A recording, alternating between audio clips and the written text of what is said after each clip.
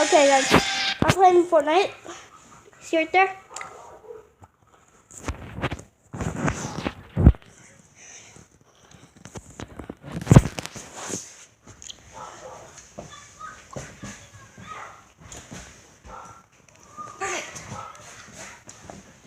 Who would win in an epic battle between Superman and the Hulk?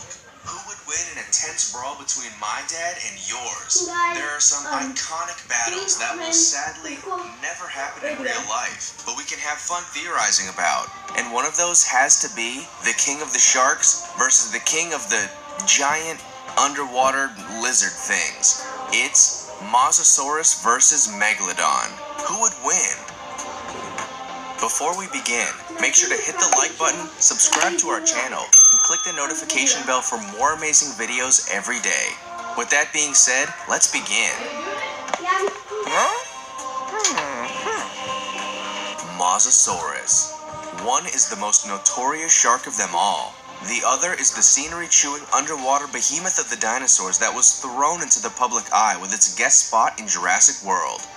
One came head-to-head against Jason Statham and Rainn Wilson in cinematic event The Meg.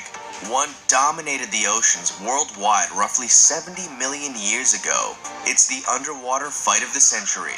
It's the biggest showdown to take place beneath the ocean surface since Aquaman and Namor fought over who got to date Ariel, blissfully unaware that she had shacked up with the mermaid from the Starbucks logo. First up, in the red corner, entering the underwater metaphorical ring is the one, the only, Mosasaurus. You know him best from the iconic shark-eating scene from 2015's Jurassic World. This is one beast with one heck of a bite. A carnivore that inhabited Europe and North America during the Cretaceous period. Its fossils have been found in places ranging from South Carolina to Alabama. This is one underwater dinosaur who really got around. If you were fortunate enough to live under the sea way back in the day, there's no doubt you were terrified of these things. The Mosasaurus was big. We're talking really big, growing to over 50 feet.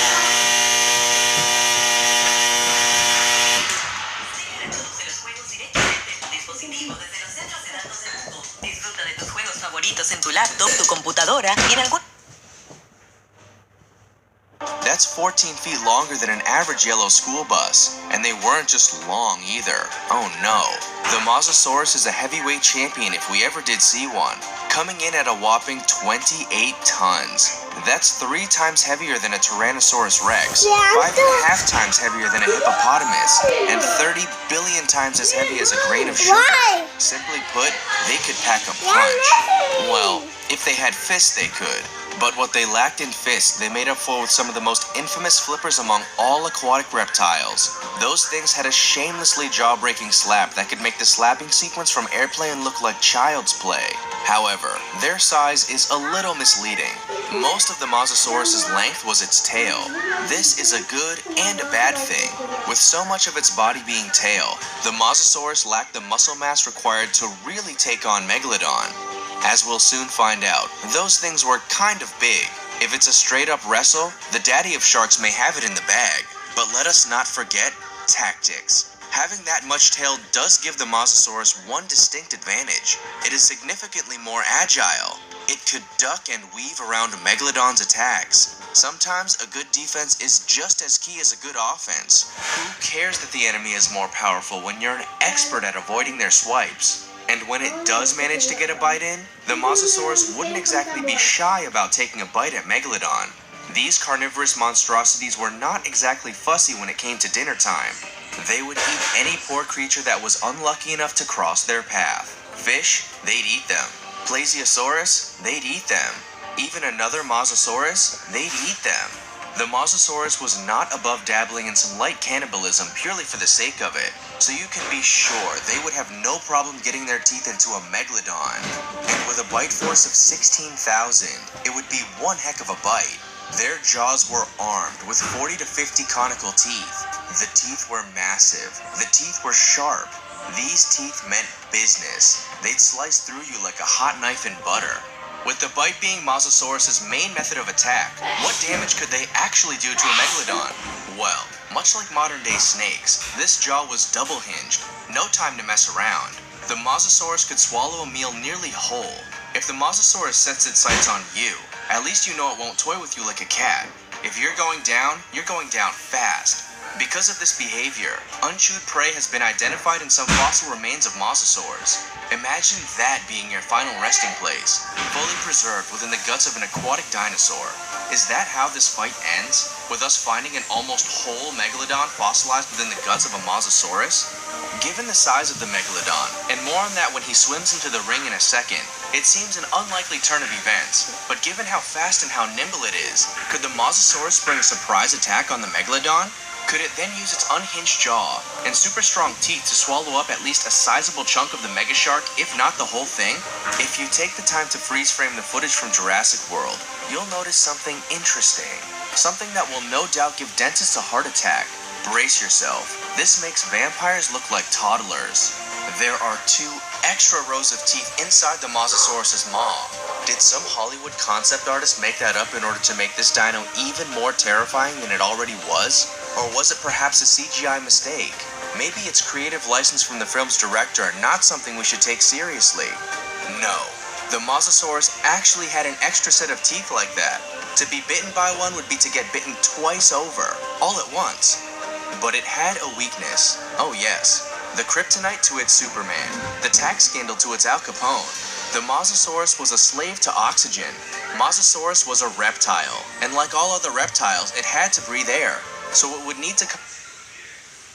Unlike consoles, Stadia doesn't take up any space.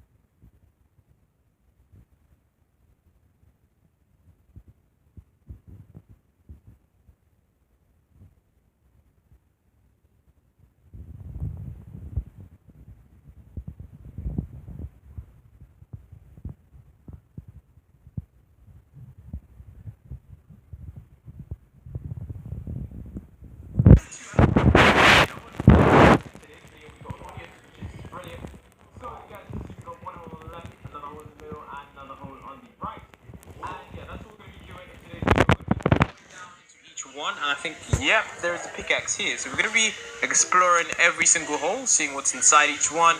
And yeah, so without further ado, if you guys enjoyed the video, be sure to leave a like, subscribe, all that good stuff, and let's get on into today's video.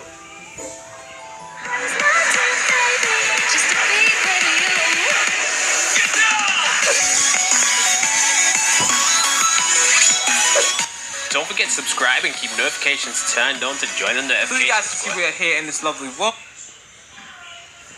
Now, of course, what we need to be doing is we need to be sort of exploring each of these 3 holes. Now, usually this is on a flatland world, but I came across this when Drewsome C was being an explorer, as he always is. You know me, I like to explore different survival worlds, and what we found is 3 different holes with a pickaxe in it. Now, this isn't just any pickaxe. This is a sturdy iron pickaxe, which is obviously one of the brilliantest pickaxe in the world. Now, there's something weird over there, and I don't know what that is, and I don't know if it's related to any of these holes, but by golly, by gosh, we're going to be going into one of them. So, let me make sure the time is set today, and then, okay, time error, so time set today, there we go.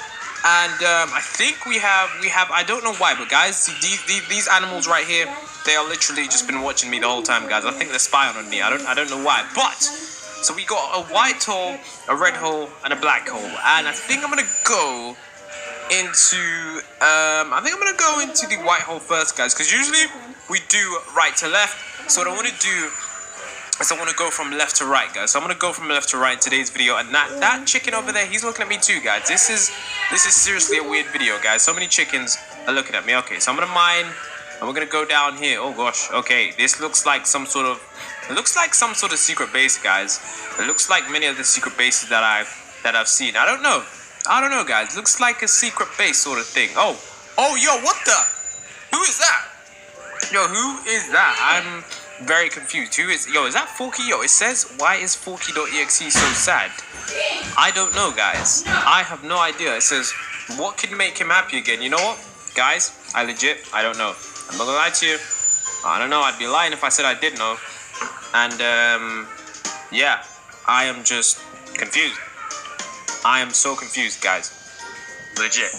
What the... It says, what could make him happy again? Okay, so maybe I have to make Forky happy again. Whoa, don't get too close to me.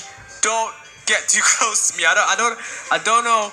I have no idea what you are, what you're gonna do. You know what I mean? Guys like C, you know, I'm just here, you know, doing my thing.